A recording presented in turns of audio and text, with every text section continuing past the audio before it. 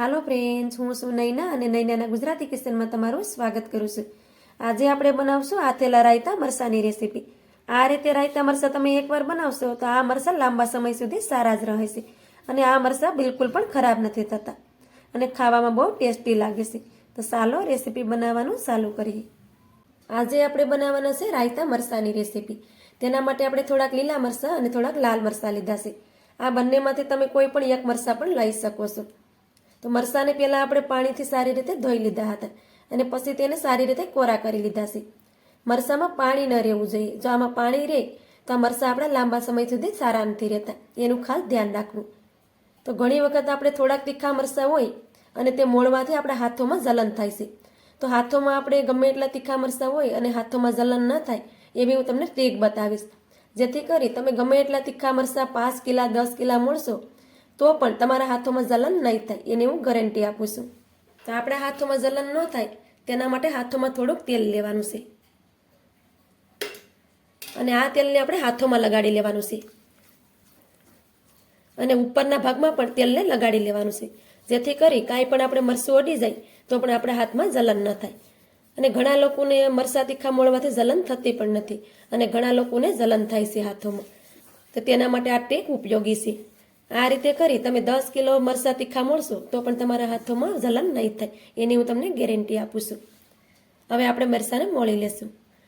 તો આપણે પહેલાં એને ડીટીયાના ભાગને કાપી લેવાનો અને પછી આપણે મરચાંને આ રીતે 2 ટુકડા કરવાના.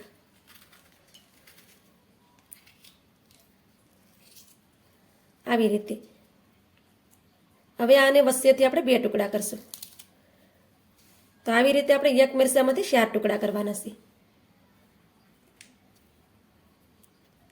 આમાંથી આપણે આ નસો અને બીને નથી કાઢવાના. જો એને આપણે કાઢી લેશું તો આપણા મરચાં છે એ લાંબા સમય સુધી સારા નથી રહેતા, તો તેને આપણે રહેવા દેશું.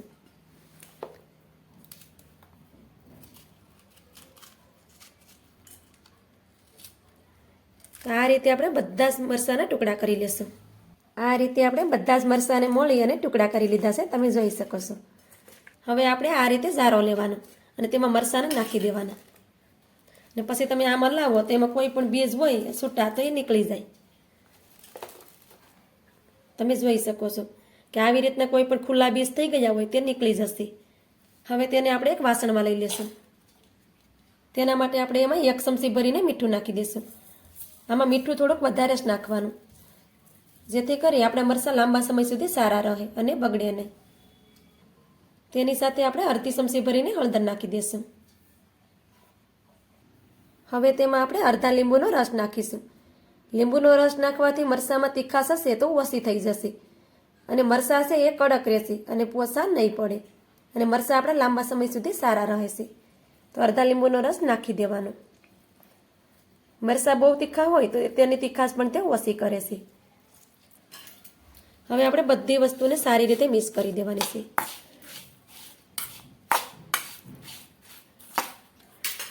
હવે આપણે આ રીતે ઉપર નીચે કરતા જઈ અને મરચાંને સારી રીતે મિક્સ કરી દેશું. તો આ રીતે ઉપર નીચે કરતા જઈ અને બધા મરચાંને આપણે સારી રીતે મિક્સ કરી દીધા છે. તમે જોઈ શકો છો કે મરચાંમાં સારી રીતે હળદર અને મીઠું સડી ગયું છે. હવે આપણે મરચાંને ઢાંકી દઈશું અને ઢાંકી અને આને આપણે અડધા કલાક સુધી રહેવા દઈશું અને આપણે 2 થી 3 વાર એને ઉપર નીચે કરવાના, જેથી કરી મરચાંમાં સારી રીતે હળદર અને મીઠું સડી જાય. ને હાથોમાં આપણે તેલ લઈ ગયું હતું તેને આપણે સાબુથી સાફ કરી લેવાના. મરચાંને આપણે ઢાંકીને અડધો કલાક માટે રહેવા દીધા હતા. ત્યાર પછી મરચાંને આપણે જોઈ લેવાનું. મરચાંને મેં 2 થી 3 વાર ઉપર નીચે કર્યા હતા. આ રીતે આપણે મરચાંને જોઈએ તો તેમાંથી બધું જ પાણી છૂટું પડી ગયું છે. આપણા મરચાં સરસ એવા એમાં હળદર અને મીઠું સડી ગયું છે. હવે આપણે મરચાંને આ રીતે ઝારામાં કાઢી લેશું, જેથી કરી તેમાં પાણી હોય તે બધું જ નીકળી જાય અને મરચાંને આપણે ઝારા ઉપર આ રીતે પોળા કરી દેશું. આ રીતે તેને છૂટા છૂટા કરી દેવાના. તમારે કોઈ પણ કપડામાં તેને સૂકવવા હોય તો પણ તમે સૂકવી શકો અને આ રીતે પણ તમે પંખા નીચે તેને રાખી દેશો તો તેમાં રહેલું બધું પાણી સુકાઈ જશે. તો આપણે તેને અડધો કલાક માટે પંખાની નીચે રાખી દેશું, જેથી કરી તેમાં પાણી છે તે બધું સુકાઈ જાય. મરચાંનું બધું પાણી સુકાઈ જાય પછી આપણે તેમાં મસાલા કરીશું. મરચાંને આપણે અડધો કલાક માટે પંખાની નીચે સૂકવી દીધા હતા અને ત્યાર પછી તમે મરચાંને જોઈ શકો છો કે મરચાંમાં પાણી નથી, બધું પાણી સુકાઈ ગયું છે. આ રીતે આપણા મરચાં સારી રીતે કોરા થઈ જવા જોઈએ. જો આમાં પાણી રહે તો મરચાં છે તે લાંબા સમય સુધી સારા નથી રહેતા. તો હવે આપણે મરચાંને સાઈડ પર રાખીશું અને તેમાં આપણે મસાલા કરીશું. મસાલા કરવા માટે આપણે 1 ચમચી ભરીને વરિયાળી લીધી છે. તો વરિયાળીને આપણે મિક્સરના જારમાં નાખી દઈશું. વરિયાળીનો ટેસ્ટ રાયતા મરચાંમાં સરસ લાગે છે. તો વરિયાળી હોય તો ચોક્કસથી નાખજો, એનાથી ફ્લેવર સારી આવે છે. 1 ચમચી ભરીને આપણે મેથીના કુરિયા લીધા છે, તો તે પણ તેમાં નાખી દઈશું. તમારે મેથીના કુરિયા ન નાખવા હોય તો પણ ચાલે. એકલા રાઈના કુરિયાથી પણ તમે આ મરચાંને બનાવી શકો છો. તમને મેથીના કુરિયા પસંદ હોય તો નાખવાના, ન કરીને કીપ કરી દેવાના. મેથીના કુરિયા નાખવાથી પણ રાયતા મરચાં સરસ લાગે છે અને તેની કડવાશ પણ આપણે રાયતા મરચાંમાં નથી આવતી. આપણે મિક્સરનું ઢાંકણું બંધ કરી દઈશું. આપણે એનો ફાઇન પાવડર નથી બનાવવાનો, એને આપણે દરદરું રાખવાનું છે. મસાલાને આપણે આ રીતે દરદરું પીસી લીધું છે. આ રીતે તેને આખા પાખું જ રાખવાનું, કેમ કે એનો આપણે હાવ ભૂકો નથી કરવાનો. હવે તેને આપણે એક વાસણમાં નાખી દઈશું. તમારે કુરિયાને શેકીને લેવા હોય તો પણ લઈ શકાય, પણ આ રીતે પણ રાયતા મરચાં સરસ બને છે. હવે તેમાં આપણે 2 ચમચી ભરીને રાઈના કુરિયા નાખશું. રાઈના કુરિયાને આપણે પીસવાના નથી, કેમ કે તેને પીસીએ ને આપણે તો એ હાવ ઝીણા થઈ જાય અને તેનો સ્વાદ છે તે રાયતા મરચાંમાં સરસ નથી લાગતો. આપણે હોટલમાં અથાણું ખાતા હોય રાયતા મરચાંનું, તો તેમાં પણ આવી રીતે રાઈના કુરિયા આખા જ હોય છે, પણ ખાવામાં બહુ ટેસ્ટી લાગતું હોય છે. એટલે આને પીસવાના નહીં. આપણે આને પીસીએ તો આનો પાવડર બની જાય છે અને તેની કડવાશ આવે છે. પછી તેને સારી રીતે મિક્સ કરી દેવાના. 2 ચમચી આપણે રાઈના કુરિયા લીધા છે, 1 ચમચી આપણે મેથીના કુરિયા અને 1 ચમચી આપણે વરિયાળી લીધી છે. તમારે જેટલા રાયતા મરચાં બનાવતા હોય એ પ્રમાણે મસાલાને લઈ લેવાના.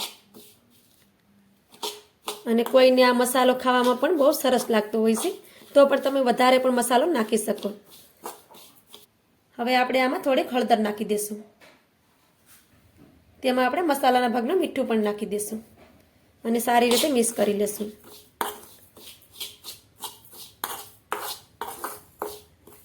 તો બધી વસ્તુ આપણી સારી રીતે મિક્સ થઈ ગઈ છે. હવે આપણે તડકા પેનમાં 2 ચમચી જેટલું સિંગ તેલ લઈ અને તેને ગરમ કરી લીધું છે. મેં આ સિંગ તેલ લીધું છે. તમારી પાસે સિંગ તેલ હોય તો નાખવાનું, ન હોય તો તમે બીજું તેલ પણ નાખી શકો.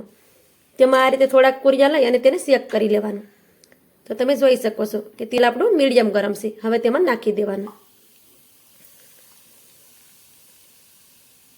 અને તેની ઉપર ઘડીક ઢાંકી દેવાનું, જેથી કરી આપણા મસાલાની ફ્લેવર છે તે અંદર રહે અને બહાર ન જાય. થોડીક વાર થાય પછી આપણે તેને ખોલી અને સારી રીતે મસાલાને મિક્સ કરી દેવાના. આ રીતે મિક્સ કરી દેવાના. તમે જોઈ શકો છો કે આપણો મસાલો બનીને રેડી થઈ ગયો છે. હવે આપણા રાયતા મરચાં લાંબા સમય સુધી સારા રહે અને ખરાબ ન થાય તેના માટે આપણે તેમાં લીંબુનો રસ નાખી દઈશું. તેનાથી આપણા મરચાં ખરાબ નહીં થાય અને લાંબો સમય સુધી સારા રહેશે. સારી રીતે મિક્સ કરી દેશું. હવે તેમાં આપણે બધા મરચાંને નાખી દેવાના અને મસાલાની સાથે સારી રીતે મિક્સ કરી દેવાના. તમારે આમાં વધારે તેલ નાખવું હોય તો પણ તેલને તમારે પહેલાં ગરમ કરી લેવાનું. તેલ ગરમ થાય પછી તેને ઠંડુ કરી લેવાનું અને હાવ ઠંડુ તેલ થઈ જાય પછી તેને તેની ઉપર નાખી શકાય, પણ ગરમ ગરમ તેલ તેમાં નહીં નાખવાનું. આવી રીતે તાજા તાજા તમે રાયતા મરચાં બનાવીને પણ ખાઈ શકો. આ રીતે આપણે મરચાંને મસાલાની સાથે મિક્સ કરી દીધા છે, તમે જોઈ શકો છો. તો આપણા રાયતા મરચાં બનીને રેડી થઈ ગયા છે. તમે જોઈ શકો છો કે એકદમ ટેસ્ટી લાગે છે ખાવામાં પણ. હવે આ મરચાંને તમારે લાંબો સમય સુધી રાખવા હોય તો મરચાંને તરત બરણીમાં નહીં ભરી લેવાના. આ મરચાંને પૂરી રાત આપણે બારા રહેવા દેવાના. આવી રીતે રાખી અને તેને ઢાંકીને આપણે મૂકી દેવાના. સવારે આપણે સાફ બરણી લઈ કાચની અને તેમાં ભરી લેવાના. તો તમારા મરચાં લાંબા સમય સુધી સારા રહેશે. જો મારી આ આજની રેસીપી તમને સારી લાગી હોય તો લાઈક કરી કોમેન્ટ કરજો. તમારા ફ્રેન્ડ્સ અને ફેમિલીમાં શેર પણ કરજો. તો મળીએ એક આવી જ નવી રેસીપીની સાથે. ત્યાં સુધી બધાને જય માતાજી.